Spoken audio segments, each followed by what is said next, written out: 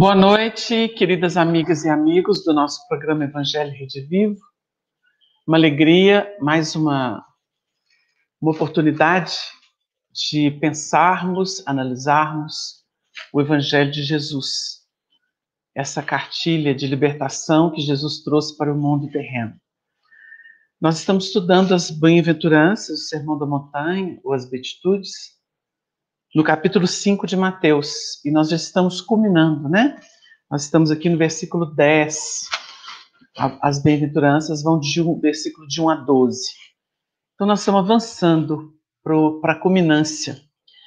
Nós observamos que, desde a abertura das bem-aventuranças com o processo da humildade, Jesus vem encadeando princípios de vida. Então, ele fala da humildade, os pobres de espírito, porque deles é o reino dos céus. Então, vocês vão ver uma conexão entre o versículo 3, bem-aventurados os pobres de espírito, porque deles é o reino dos céus, e o versículo de número 10, bem-aventurados os que sofrem perseguição por causa da justiça, porque deles é o reino dos céus. Vocês observaram isso aí no texto? Então, vocês vão ver que há uma conexão entre o primeiro e o último, porque esse último vai ser desdobrado no versículo 11º, e o 12º já é uma epopeia, culminando. Então, vocês notem o seguinte: a humildade prepara, é a base. Em seguida, nós temos os que são consolados porque estão chorando. Estão chorando porque não estão pulando no pescoço nem agredindo ninguém. Então, eles são bem-aventurados. E aí eles encontram consolo. Aí depois a gente vai... Você sabe por que o consolo vem, porque é a questão da consciência em harmonia. Depois vem os mansos, porque eles herdam a terra. Qual terra? A terra da promissão. A gente já trabalhou isso. É uma cadeia, a terra da promissão, que é exatamente aquilo que você vislumbra com a fé, mas você ainda não domina, porque é preciso operar para herdar essa terra. Então, são projeções que a alma tem de futuro quando ela se torna mansa, não mais a agressividade das feras, tá certo? Não mais o interesse pessoal, não mais o egocentrismo e todos esses processos que definem orgulho e egoísmo, ou egoísmo e orgulho. Depois nós temos os que têm sede e fome de justiça, porque serão fartos. E a gente estudou essa fome, esse anseio, porque o conceito de justiça vai sendo estruturado com a desarticulação do egoísmo e do orgulho, que estão trabalhados nas propostas anteriores, que nós passamos por elas, das bem-aventuranças, tá certo? Em seguida vem a misericórdia. Por quê? A pessoa que acordou para a questão divina, para a lei divina, para a harmonia dos processos, ela se torna uma pessoa compadecida com as criaturas, até, vamos dizer, agressivas, violentas. Então a misericórdia já faz parte da vida dela. E elas alcançam mais níveis de misericórdia, porque quando você investe, você recebe o seu salário. É da lei que seja assim. Para que em seguida os limpos de coração. Porque se você já desarticulou a sua ira, a sua inconformação, a sua revolta, seu coração se alimpa e esses começam a ver Deus. Então você vai ver Deus nas circunstâncias, nas situações mais adversas, mais difíceis, que muitas vezes podem estar contra você e te espancando, mas você vê Deus. Você vê a presença de Deus nesse mecanismo. É o que acontece com o espírito que estuda profundamente a obra e que passa a perceber que a vida na Terra não é uma injustiça, mas a execução da justiça divina, porque dá a cada um segundo as próprias obras. Então você vai aprofundando isso. Aí vem os pacificadores, porque como ele pacificou-se, ele é pacificador por excelência. E eles são chamados filhos de Deus, porque o filho de Deus é aquele que opera a própria transformação, que é o que a gente viu na semana passada.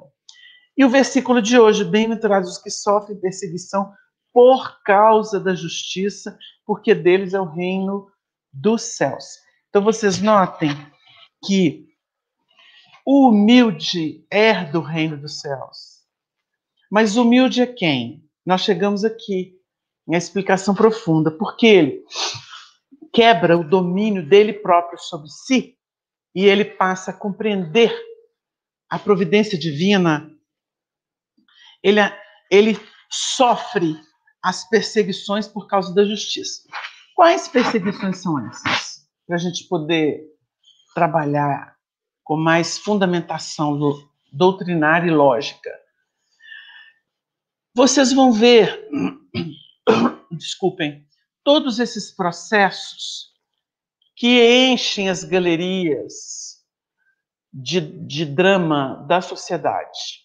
Vocês vão ver situações tão complexas, tão difíceis. E muitas vezes você fala assim, mas é uma pessoa de bem, é uma pessoa correta. E não é. Para explicar isso mais, vamos dizer, ilustrativamente, nós temos aquilo que está no livro Gênesis de Moisés, que é o problema do Caim, que mata o irmão.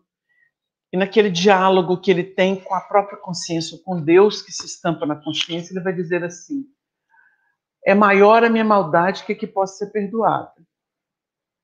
Mas Deus estabelece assim, e Deus pôs um sinal em Caim para que todo aquele que o achasse não matasse. Ou seja, ele vai ter uma oportunidade de reencarnação. Aí Jesus vai trabalhar um versículo, ou um texto que vai falar assim, antes de entrar na vida, arranca um olho, porque se você tem problema no olho, ou corta uma mão, se você tem problema com uma mão, para que tendo 2 olhos ou 2 mãos não seja motivo de escândalo. O que é isso?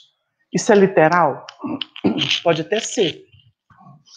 Pode até ser para quem precisa perder uma mão, para quem precisa perder um olho. Mas isso tem um simbolismo, que é exatamente você reduzir as suas possibilidades em determinados campos, ou da visão ou da ação, para que você não se perca, para que você tenha uma advertência e caminhe com mais desconfiança do processo. Quando Caim fala, todo aquele que me achar me matará, no estudo dele, e ele está fazendo uma profecia porque ele conhecia a lei, porque com o que ele fez é um delito horroroso, então ele está vulnerável. O que a gente percebe nisso aí? A gente percebe que é uma pessoa que vai estar exposta aos processos de justiça. Então você vai ver muita gente reencarnar. A literatura espírita, aí a gente tem que falar desses romances, né? Que são maravilhosos, que vêm pela doutrina espírita de vários médiuns. Eles vão mostrar o processo do resgate de uma existência em outras existências. Às vezes numa só, às vezes desdobrada em várias. A gente tem falado aí da Dona Ivone Pereira, que teve 2 suicídios, né? Um em Portugal, outro na França, que são registrados em obras que ela psicografou, os romances. Ela conta a sua história nesses romances. E a gente vai perceber que ela reencarna como médium. É curioso porque é um estudo para a gente poder entender que nós não podemos julgar. Aqui no mundo físico, a gente não tem muita habilidade para julgar o que seria o processo de resgate dessas almas, por exemplo, pelo suicídio. E existem outros tantos crimes, outros tantos delitos, em que a pessoa pode ter o beneplácito da misericórdia como um recurso para ela intensificar o seu testemunho e não precisar ficar tantas reencarnações resgatando em parcelas, a dívida em parcelas. Então vocês vão ver o caso da Dona Ivone Pereira. Ela reencarnou com o corpo são. Ela não teve o corpo dela mutilado, porque ela desencarnou, isso é depoimento que ela deu para Arnaldo Rocha, que nos contou o caso, ela desencarnou nas 2 oportunidades afogando-se. E ela disse que o pavor maior que ela teve de memória, que ela guardava na memória espiritual dela, era do pavor dos peixes comendo o corpo dela. Como ela não tinha desligado do corpo, ela sentia eles comerem o corpo dela, né? Então ela vai dar esse testemunho. Mas nesta encarnação em que ela não teve defeito no corpo, porque a misericórdia agiu, mas ela foi médium. Desculpem, com um compromisso muito grande, um compromisso extenso. E nesta encarnação, o Chico Xavier, conhecedor das lutas silenciosas que ela enfrentava, porque ela não teve uma profissão, um ganho, numa época muito difícil para a mulher, ela viveu sempre de favor de família, perdeu os pais ainda cedo, então ela não teve aquele apoio, então ela viveu muito de favor, e ela não se realizou como mulher, e era uma pessoa que no passado, nos romances que ela trouxe, ela mostrou que ela era muito sensível ao amor, né? Então ela viveu um drama de... Foi tirado dela o direito de ter um marido, de ter um amor, de conviver com amor, porque ela tripudiou com isso no passado. Então vocês notem que ela sofria assédios, ela não tinha paz. Quando os suicidas eram atraídos por ela como médium, porque eles buscavam-na intensivamente, ela sentia o processo deles e ela chegava quase que a enlouquecer, porque ela tinha vontade de suicidar de novo, porque é uma ideia recorrente para quem já praticou. Então o Chico a cognominou a heroína silenciosa, porque sabe Deus o que é que Dona Ivone passou sozinha, a portas adentro do coração. Então vocês notem que ela sofreu isso aqui, ó. Sofreu perseguição por causa da justiça. Quanto menos ela queria o assunto suicídio, mais os espíritos suicidas aproximavam-se dela. Espíritos revoltados. Ela chegou a dar depoimento que ela desenvolveu um carinho, uma compaixão muito grande pelos chamados obsessores, espíritos revoltados, espíritos que usavam violência. Ela passou a ter uma ternura por eles, em razão das lutas, em razão das fugas dela. Então ela abraçou isso tudo com uma capacidade de renúncia que assombrou quem conhecia. Então o Chico, que conhecia suas lutas, deu esse cognome para ela, a heroína silenciosa. Aí vocês notem que vou pegar horroroso hoje, vocês me perdoem, que os que sofrem perseguição por causa da justiça, é deles o reino das virtudes. Por quê, gente? Porque a pessoa aceita a luta, a pessoa está se depurando com a luta. Então você vê essas pessoas com síndromes que não são curáveis facilmente. Você vê essas pessoas que arrastam mazelas do corpo. Eu não estou falando aqui, aí tem que fazer uma distinção. A gente não está falando aqui das enfermidades que a própria pessoa busca com seu destempero mental, emocional, psicológico, em razão de caprichos, de inconformação. Hoje mesmo estava ouvindo de um companheiro que trabalha no hospital psiquiátrico muito antigo de Belo Horizonte, ele contando os casos, né, que ele acolhe as pessoas e faz a triagem. Então ele estava falando, por exemplo, de uma jovem de 18 anos que chegou lá, levada pelos pais, porque tentou se matar, cortou os pulsos. Sabem o motivo? Porque ela não gostava da vida dela, porque ela via nas redes sociais, né, no Instagram, no Facebook, principalmente Instagram para o jovem, a vida das amigas, e ela não tinha a vida das amigas, então ela se matou porque a vida dela era ruim. Aí ele conversando comigo e dizendo, Wagner, como que as pessoas estão rasas? Como que os jovens estão rasos? Como que as facilidades do mundo e essa vida falsa que todo mundo publica e coloca como se fosse a realidade deles, como isso está enganando todo mundo. E as pessoas estão vivendo disso. E a gente olhou e falou assim, é o efeito do materialismo. Isso é o efeito da cristalização de uma ideia de que nós somos máquinas, né, manipuladas pelo mercado, pelo capitalismo, pelo materialismo, pelo prazer a qualquer preço.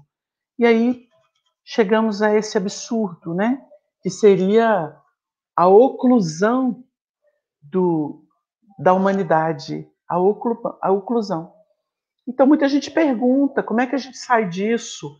Isso é o mecanismo da saturação do modelo materialista, que o Espiritismo combate vigorosamente com os argumentos e os fundamentos que ele possui.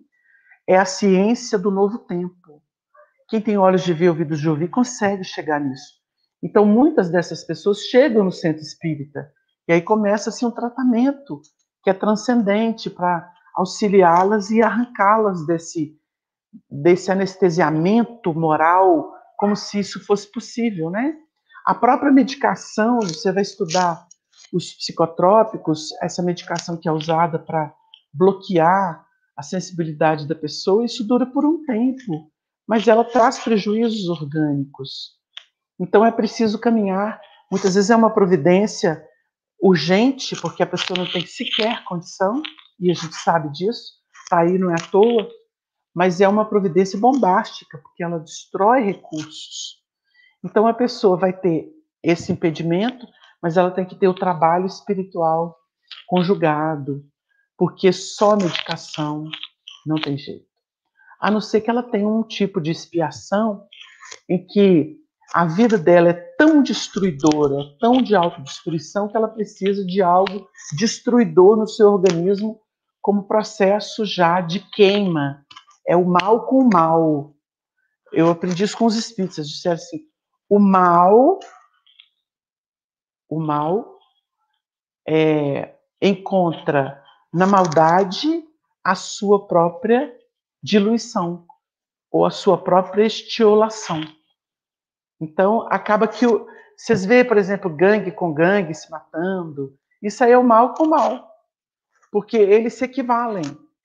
Então, quando a gente faz um estudo sobre aqui a gente está exposto na sociedade, é congênere com o tipo, com a energia do mal que nós causamos, com o desvio, com a leviandade, com o crime. Então, é isso que a gente está tentando dizer. Não há injustiça no planeta. Quando a pessoa compreende, sofre perseguição por causa da justiça, ela aceita a luta. A gente vê gente com câncer fazendo quimioterapia, radioterapia. E essas pessoas, elas vão com bom ânimo, elas tentam se superar. O que é isso?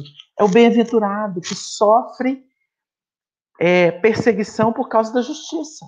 A pessoa vai perguntar muitas vezes assim, por que eu tenho que me submeter a um tratamento tão agressivo desse? Por que eu tenho que tomar essa medicação que me destrói a saúde?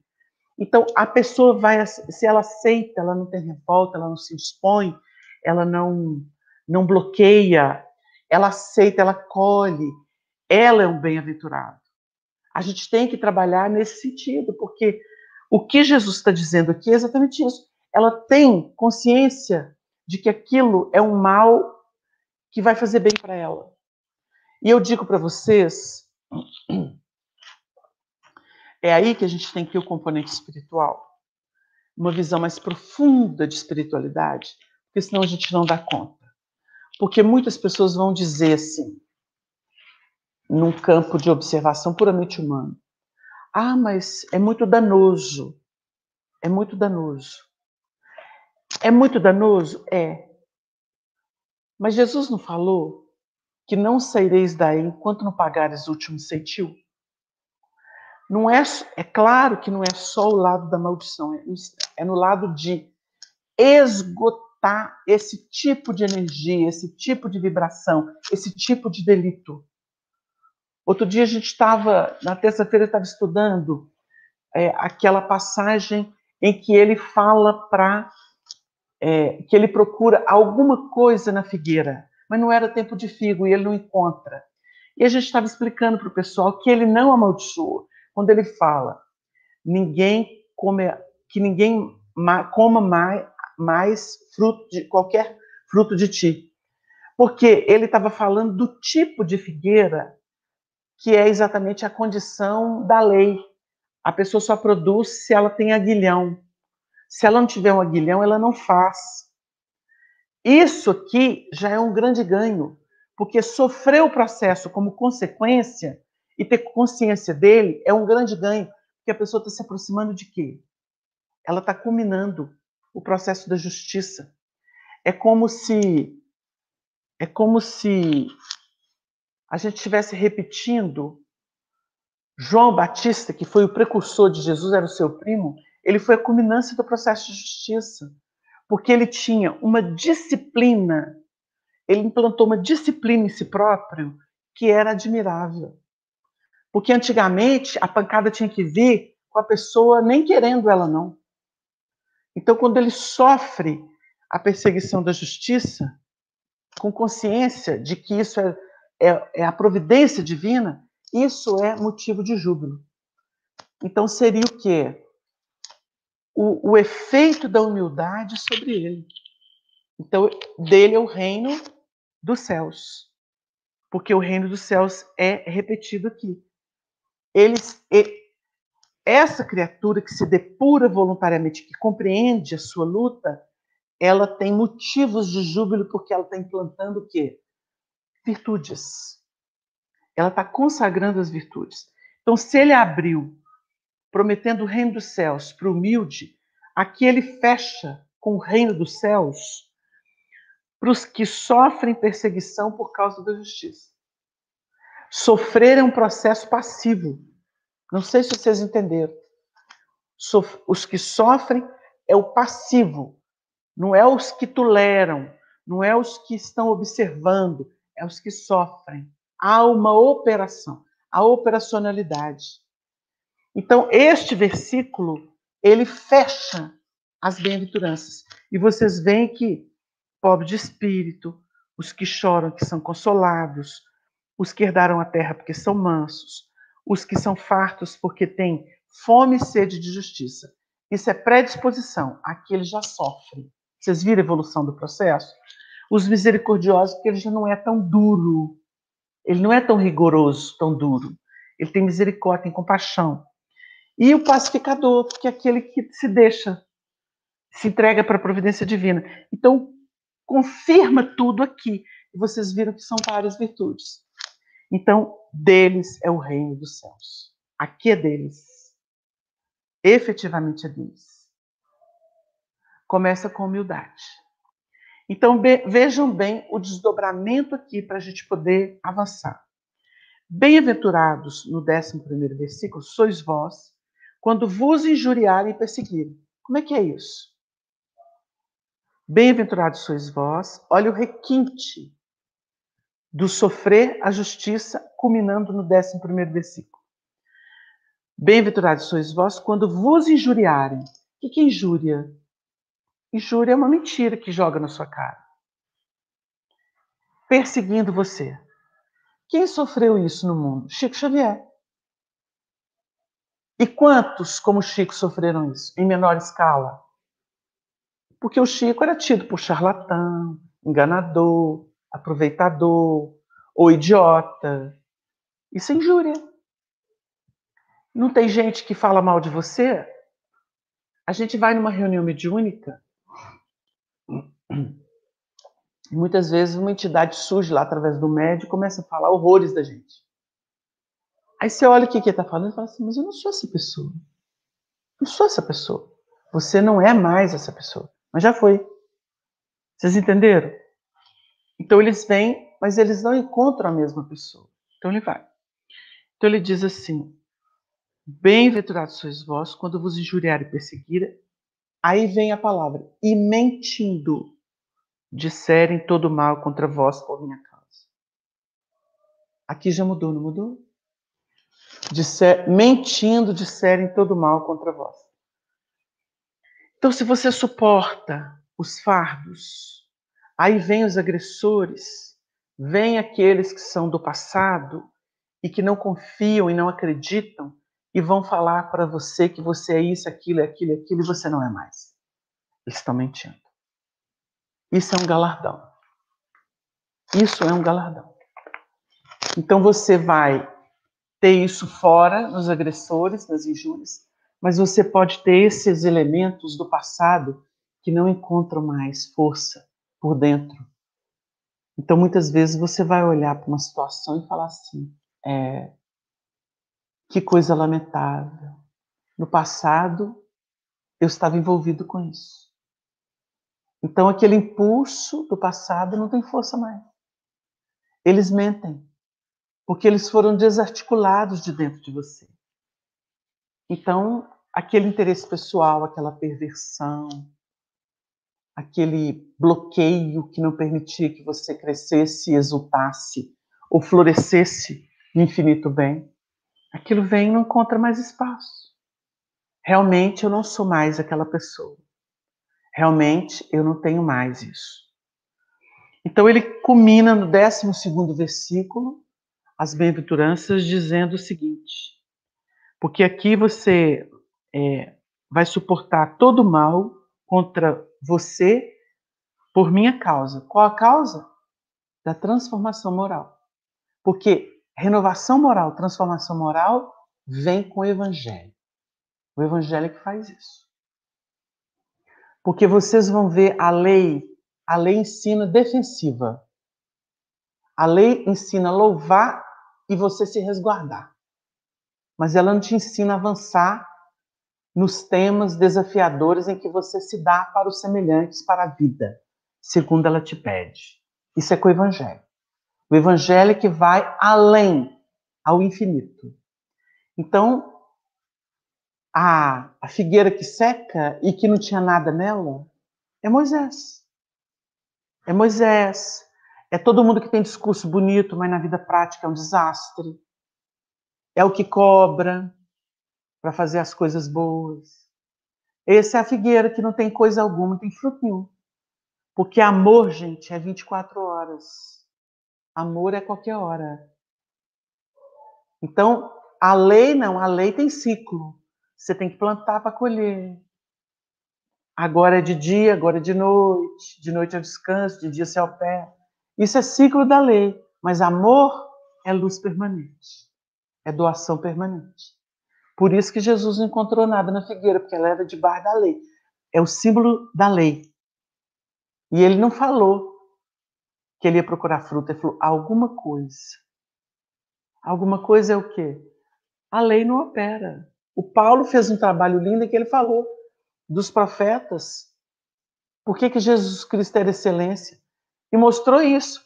Porque ele disse o seguinte, que até os profetas, ou pelos profetas e pela lei, todo ano se comemora o pecado derramando sobre o sangue dos touros, dos bodes, das ovelhas, das pombas. O que é isso? Comemoração dos pecados. E não redenção deles. Aí ele fala que veio o Filho de Deus, que está acima dos profetas e dos anjos, porque ele sabe da pureza do Cristo, e deu o seu sangue uma vez. Entendeu? E é aí que ele fala que está fadado ao homem morrer apenas uma vez. O que é o morrer? Enterrar essas operações da lei para ressurgir na vida abundante que é o evangelho que dá. É deixar de todo ano comemorar a morte. Vocês entenderam? Essa é a ideia do Paulo. Então, esse mecanismo está aqui. Exultai e alegrai-vos, porque é grande o vosso galardão nos céus. O que é o céu? A consciência. Exultai e alegrai-vos, porque é grande o vosso galardão. Por quê? Porque você suportou, porque você aceitou a luta de depuração. Então você passou a ser agredido, você não é mais a mesma pessoa. Porque assim perseguiram os profetas que foram antes de vós. Então o processo é esse. Jesus conhecia bem a história de João, seu primo, o Batista. Perdeu a cabeça porque tinha feito passar os adoradores de Baal pelo fio da espada, numa outra encarnação que ele teve, como Elias. O assunto foi tratado. É mecanismo de depuração, só que de fora para dentro. Até que chega esse aqui. Vocês viram a importância desse?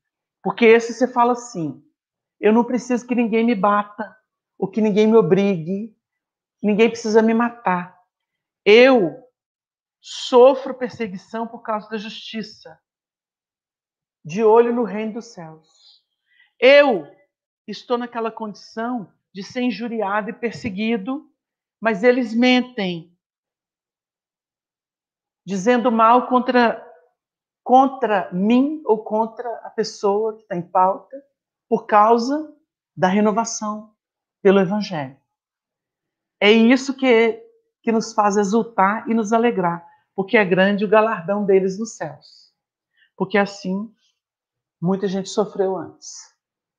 Aqui, culminando o versículo 10, 11 e 12 do Sermão da Montanha, porque a justiça se cumprindo e ela lixa nesses últimos movimentos que são intrínsecos, pessoais, são testemunhos vivos, em que a pessoa, através da fé, ela transcende, ela chega no ponto em que Jesus trabalhou e que é muito bonito. Porque Jesus vai dizer assim, sobre João Evangelista: dos nascidos de mulher, ou seja, aqueles que precisam da reencarnação para poder se depurar, João é o maior de todos. Olha o que ele falou desse espírito de João Evangelista. Ele é o maior de todos. Ele está falando no planeta Terra. Então vocês prestem atenção no quilate de João, que foi o precursor, que trabalhou em tabelinha com ele. Mas, no reino dos céus, o menor é maior do que ele. Por quê? Porque o João chamou para si, numa simbologia bonita, a execução da lei. Tanto que ele foi decapitado. E ele era a reencarnação de Elias. Ele cumpriu à risca a lei, para mostrar o que é a lei. Mas acontece que Jesus falou que o menor no reino dos céus é maior do que ele. Por quê? Porque no reino dos céus se opera por amor, não mais pela justiça. A justiça é o alicerce, a casa é edificada pelo amor. E a casa é mais que o alicerce, embora ela não possa prescindir do alicerce. Vocês entenderam? Então, virtude é o que vem depois do cumprimento da lei. Quando a pessoa começa a sentir satisfação de pagar suas contas, de se ajustar, começa a olhar e falar assim, eu estou vendo Deus mesmo na pancadaria. Aí ela mudou de padrão. Ela mudou de padrão. Ela já está transcendendo o assunto. Aí vocês vão entender, no livro Ave Cristo, psicografia de Chico Xavier, Emmanuel ditando Chico Xavier, vocês vão ver a história do Quinto Varro. Quinto Varro era um espírito que tinha acabado de dar a sua vida pela causa do Cristo. E aí, num diálogo ali, ele fica vendo o seu filho, que é o Tassiano, e muito triste por ver o Tassiano tão perdido, desencarnado, zombador, zombando dos cristãos mortos, ainda muito avesso ao movimento cristão, que estava se iniciando, se implantando. Já era o que? O terceiro século do cristianismo? O ano 200 e alguma coisa? Então, naquele livro, vocês vão ver a ilustração. O instrutor mais abalizado, quando o Quinto Varro fala assim, eu quero 100 anos, e que vocês me permitam eu cuidar do meu filho na carne, porque eu quero conduzi-lo até o Cristo. Eu preciso de 100 anos para isso. Aí o Espírito olhou para ele, um daqueles grandes que trabalham com Cristo, falou para ele assim, ô Quinto Varro, você tem que entender que mesmo tendo dado o seu corpo pela causa cristã, aqui no mundo espiritual você é considerado um justo. É aí que eu quero parar. Hoje nós sabemos, por revelação do Chico, que o Tassiano é a história do Arnaldo Rocha, lá atrás. Né? E vão ter grandes vultos do cristianismo lá, como Bezerra, que é o Corvino Velho, o Eurípides Bassanufo, que é o escravo Rufo, que vai ser morto na história. O Chico é a Lívia, filha do Basílio, e o Basílio é o Emmanuel encarnado, vai criar o Chico como filha dele adotiva. Ali vocês têm o Honório Abreu com Érato Marcelino, no final do livro. Estou dando uma canja para vocês, porque isso tudo o Arnaldo anotou da boca do Chico, porque o livro foi recebido e terminado com a presença do Arnaldo Rocha, quando ele já trabalhava nos primeiros tempos de trabalho com o Chico. Então, o Chico foi inspirado a escrever a história deles. É um livro lindo, lindo. Ave Cristo. E aí vocês vão ver que nesse diálogo dos maiores, dos elevados, com o Quinto Varro, que tinha acabado de dar seu corpo em holocausto pelo cristianismo, ele ouviu que ele era um justo. E por que eu estou batendo essa tecla? Porque, gente, a justiça não é esse processo justiceiro que nós estamos concebendo. E no plano da justiça, nós vamos ter nuance. Quando a justiça se cumpre de fora para dentro, isso chama-se expiação. Essa não tem valor. É a história de Caim. O que ele produzia ali, espinhos e cardos a terra te produzirá. O que ele trabalhava ali, ele oferecia a Deus, Deus não prestava atenção. Sabe o que é essa expiação? Obrigação da pessoa de se limpar. Está sujo, tem que se limpar. É obrigação, é dever. Isso não agrada a Deus. Isso é obrigação do Espírito. Porque o Espírito recebe tudo da providência. Tudo. E ele só desvia porque ele quer. Chama-se livre-arbítrio. Então, uma faceta é essa. É de fora para dentro essa justiça. E aqui no final das bem-aventuranças, começa por ter fome e sede de justiça. Nós trabalhamos isso. Brota o quê? A criatura não quer mais caminhos tortuosos. Porque o pessoal às vezes fala assim, tem que ter fome e sede de justiça. O povo vai falar assim, eu quero que executa a justiça na cabeça desses políticos corruptos, desses não sei o quê. Isso aí é processo expiatório que você está querendo. E tem cheiro de vingança. Vocês entenderam? Essa é a sutileza. Quando eu quero pena de morte, quando eu quero que eles reencarnem estropiados, que eles vão para o mundo primitivo, isso chama-se vingança. Isso é processo expiatório. Isso aí nós somos vingadores. Somos justiceiros. Quer fazer com as próprias mãos. Então, isso é uma coisa.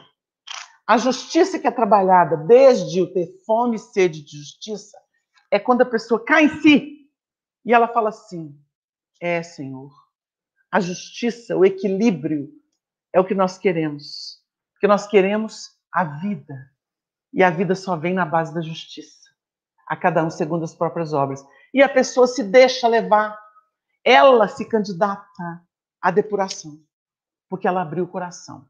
Isso aí chama-se prova e testemunho. É de onde vem o júbilo. O exultar. O rejubilar vem daí. Quando a criatura olha as circunstâncias, geralmente as provas, quando acontecem, elas são mais morais. Mais morais. E quando eu digo moral, pode ser a pessoa, por exemplo, sendo humilhada porque ela não tem dinheiro. Porque a pessoa vai falar assim, mas isso é uma prova material. A prova é moral. Porque se a pessoa está sendo humilhada por causa da cor, por causa do sexo, é prova moral.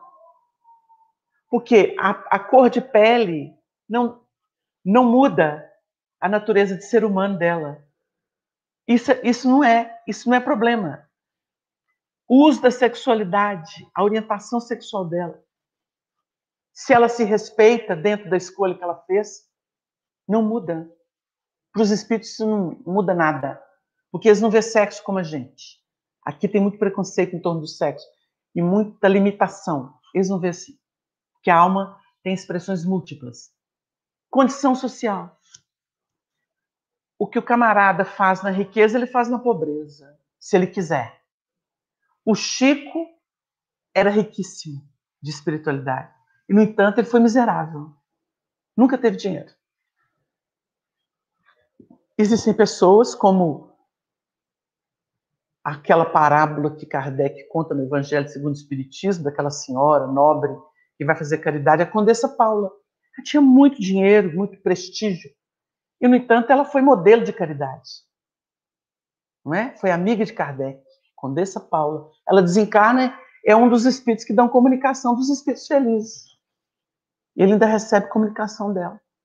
Então ele se inspira nela para compor aquela parábola da mulher caridosa que sai ajudando as famílias, os infortúnios ocultos que está lá no Evangelho. É linda a história dela. E ela era essa potência. Então vocês vão entender que quando o coração se abre para a justiça, ele está florescendo para o Evangelho. Essa justiça prepara para o amor. É a culminância. Porque a pessoa tem provas morais e ela geralmente vai se depurando nisso. Ela vai compreendendo. Por isso que ela exulta. Porque, na verdade, o que ela aceita como instrumento da sua depuração é o que lhe garante acesso às virtudes. E isso que define as bem-aventuranças. Então, no caso do Quinto Varro, vocês veem que ele chega a dar o próprio corpo pela causa cristã. E era tido como um justo. O que é o justo? É alguém que está começando a aprender o caminho do amor sem limite, que vai ser a expressão da caridade, porque ele se dá para todo mundo sem contar ranhão. Ele não conta ranhão para ser útil e ajudar os seus semelhantes. Não tem hora, não tem dia, não tem nada. Isso é a expressão do que compreendeu a justiça e está adentrando os pórticos do amor. Para a gente dar uma ideia, a gente trouxe a ideia do Quinto Varro. Então, gente, o assunto é muito bonito. Todo o trabalho das bem-aventuranças é um trabalho de preparação moral. O que é moral mesmo, Wagner? Regra de bem proceder. Nada dessa bobajada que o povo colocou na cabeça, que é mais em nome do preconceito. Nada disso. O que nós trabalhamos aqui foi espiritualidade pura, foi religiosidade pura. É a criatura encontrando o Criador, é a criatura sentindo o Criador, é a criatura operando no Criador. Isso é a vera religião, que é o que Kardec define. A verdadeira religião é a transformação moral da criatura que se tornou consciente e passa a vibrar em outra faixa. Isso é o aspecto religioso da doutrina, mas a doutrina não é uma religião formal. Longe disso. É uma ciência filosófica de consequências morais. E ela transforma o indivíduo, se torna religioso, porque ele aplica à sua vida aquilo que ele compreendeu e absorveu da doutrina dos Espíritos. Então vocês viram aí essa epopeia das bem-aventuranças, que é toda ela moral. Não tem nada físico aqui. E a gente tentou trabalhar levantando os pontos para a gente refletir na grandeza do Cristo Jesus, trazendo-nos não mais as coisas da terra que os profetas trabalharam, mas as coisas do céu, o reino dos céus. E acima do reino dos céus, o reino de Deus, que é absoluto. Ele conhece Deus. Ele vê Deus como nós não vemos. Mas nós estamos operando a nossa transformação com base nas virtudes que constituem o reino dos céus. É o reino da alegria, da abundância, da fertilidade. É o reino onde a criatura exulta, onde ela é bem-aventurada. Ela é feliz, efetivamente feliz. Porque não há mais corte na vida. Ela não morre mais. Porque o que faz a pessoa morrer é o crime, é o delito. E como ela compreendeu a justiça, se depurou, ela está no estado de refletir a grandeza da criação por onde ela passar. É a condição de uma Teresa de Calcutá, de um Gandhi, de um Chico Xavier, de uma Irmã Dulce. Eles não contam arranhões mais. E assim a gente vai ver muita gente se ensaiando para o reino dos céus, porque compreendeu que Deus não erra, não se rebela, não se indispõe. E é tudo que a gente precisa compreender. Eu agradeço vocês, nós fizemos um resumo. Que Deus abençoe abundantemente a vida de cada um. Que vocês tenham paz, equilíbrio, harmonia em casa. Muito obrigado por estes momentos e que o Senhor nos fortaleça para que tenhamos essa capacidade de entender que Quando somos espancados e não queremos mais espancamento porque mudamos de padrão, é pela causa que isso ocorre. Tudo para glorificar em humildade, em mansidão, em pacificação, em sede e fome de justiça, aquilo que o Senhor trouxe para todos nós, com seu exemplo impecável, do começo ao fim. Muito obrigado, boa noite. Até a próxima, se Deus quiser.